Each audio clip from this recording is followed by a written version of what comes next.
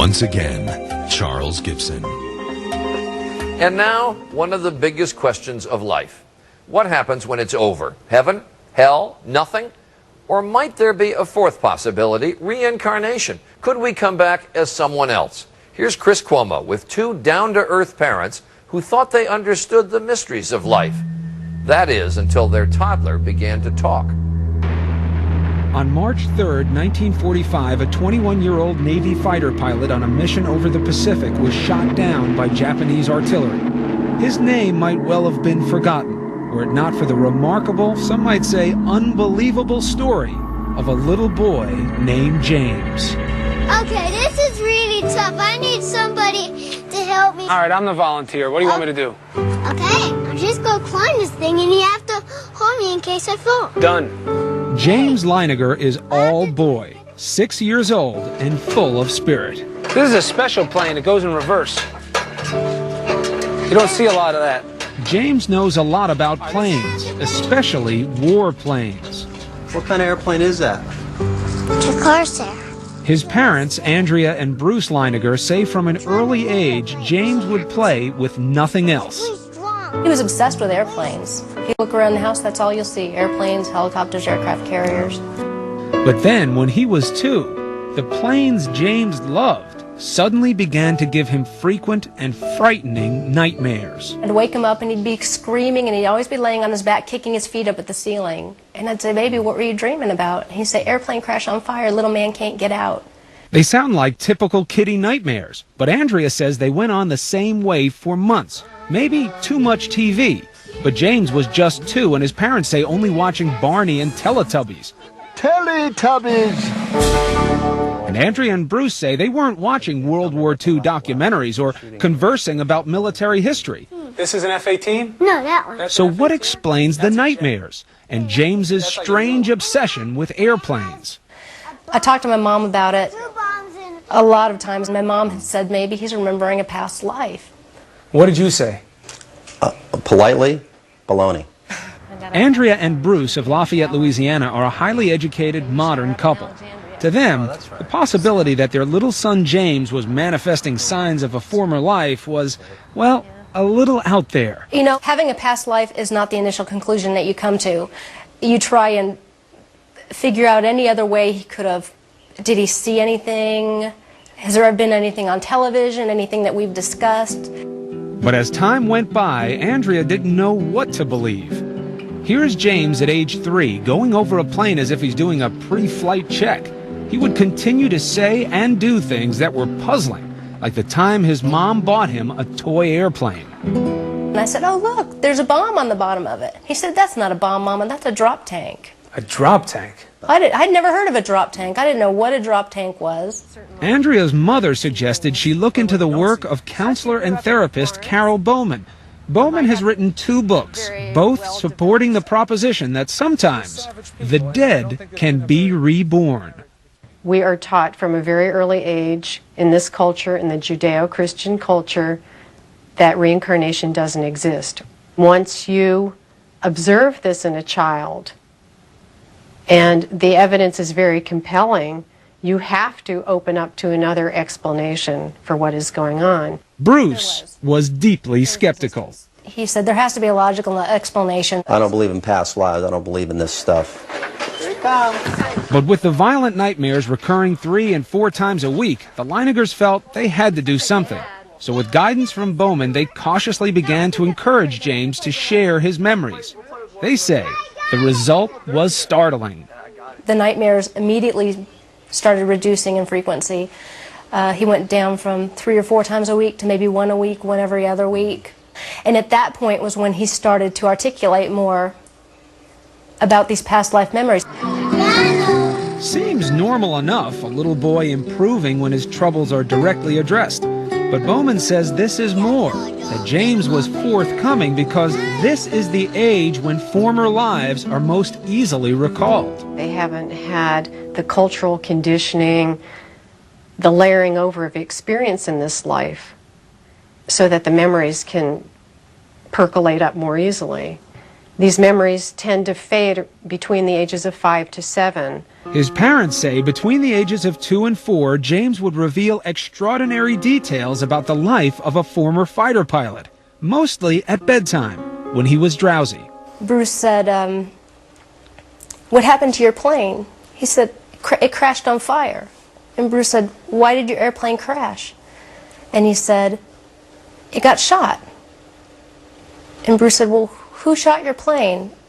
And I'll never forget the look on his face. He went, "Oh, the Japanese." Still, despite these extraordinary stories, Bruce remained dubious. Almost to prove they couldn't be true, he began to piece together the details James was sharing. And what he found, he says, shook him to the core. For in many instances, the stories appeared to match the facts. James seemed to be recalling real events, real people, in the life of a man who'd been dead for almost 60 years. Coming up, a toddler, just 3 years old. So how does he know the pilots from a World War II squadron? It was like, holy mackerel. You could have poured my brains out of my ears. I just couldn't believe it. When Prime Time continues. With each passing month, little James Leiniger seemed to be peeling back memories of a past life. Ooh, hey. Vivid memories that scared and astonished his parents. Bruce had always said, "What kind of plane did you fly?" And he said, "A Corsair." Yeah. He said a Corsair? He said the word Corsair. Yeah. Not only did James remember flying a Corsair, he demonstrated knowledge of the plane's peculiarities, like the time he was flipping through a book about planes when he was 4. And he got to the Corsair and he said, "That's a Corsair." And he goes, "You know what? They used to get flat tires all the time." In fact, historians and pilots agree that the plane's tires took a lot of punishment on landing. Of course, this is a fact that could easily be found in books or on TV. But then, James began to offer up the kinds of specific details his parents say are harder to explain away. Another night, Bruce had come in and he said, "Do you remember where your plane took off?" And he said, "It took off of a boat." "Do you remember the name of your boat?" "Natoma." "Do you remember what your name was?" And he'd always say, "James." But his name is James. It never really occurred to us. We thought he just wasn't understanding the question. So I said, "Do you remember any friends or anyone else that you flew with?" And he said, Jack Larson. Bruce began doing some research. Almost immediately, he discovered that the Natoma was an actual ship, a small aircraft carrier in the Pacific called the Natoma Bay. And Jack Larson, the Navy buddy little James recalled? Well, it turns out there was a pilot named Jack Larson who served aboard the Natoma Bay. In fact, he's alive and well and living in Arkansas. And it was like, holy mackerel. I mean, really, you could have poured my brains out of my ears.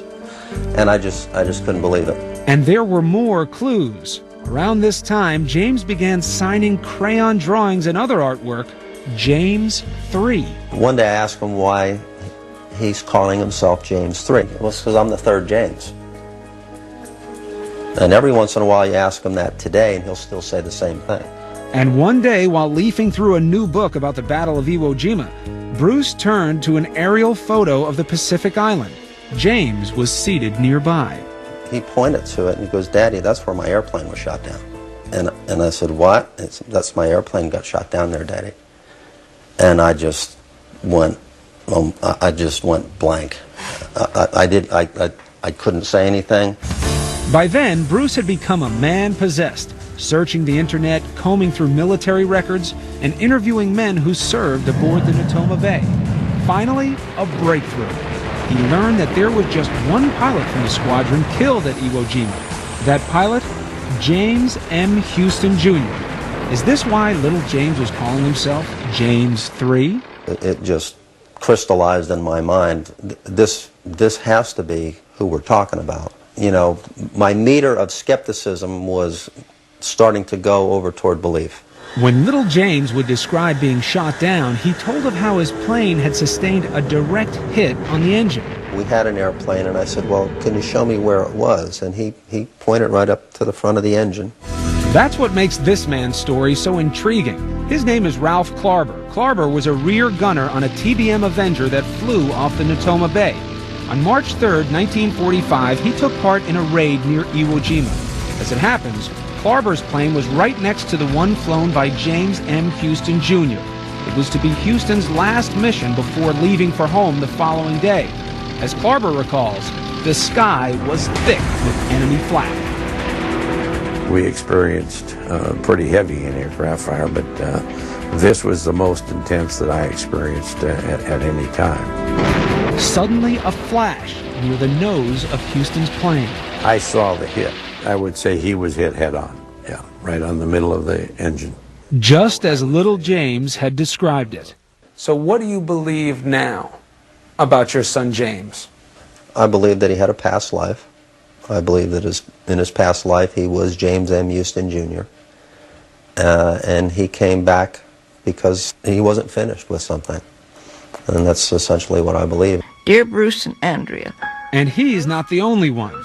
This past October, the Leinegers received a letter from a woman named Ann Barron, the sister of pilot James Houston. Andrea and Bruce had contacted her about their little boy.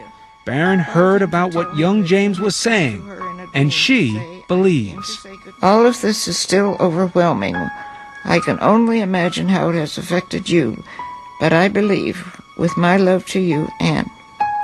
The child was so convincing and coming up with all these things that there's no way in the world he could know. Once upon a time, the Leinegers might have agreed, but that was before the amazing stories told by their young son forced them to consider the possibilities and to examine their faith.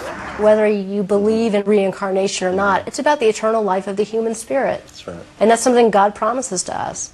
There is something else out there after this. It's not over when you die. James's vivid recollections are starting to fade as he gets older, but among his prized possessions are two gifts sent to him by pilot James Houston's sister, a bust of George Washington and a model of a Corsair aircraft. They were among the personal effects of James Houston, sent home after the war. Do you feel differently about James? Has this changed your relationship with him? No. We have always felt that he's a special little boy because he's our son. He appears to have experienced something that I don't think is unique, but the way it's been revealed is quite astounding, but it doesn't change how we think. I don't look at him and say, that's not my son, that's someone else. That's my boy. Good one. It might be a natural assumption that it's just Buddhists and Hindus who believe in reincarnation, but would it surprise you to know that 1 out of every 4 Americans, Christians and Jewish alike, believe that souls do return again in different bodies? We'll be right back.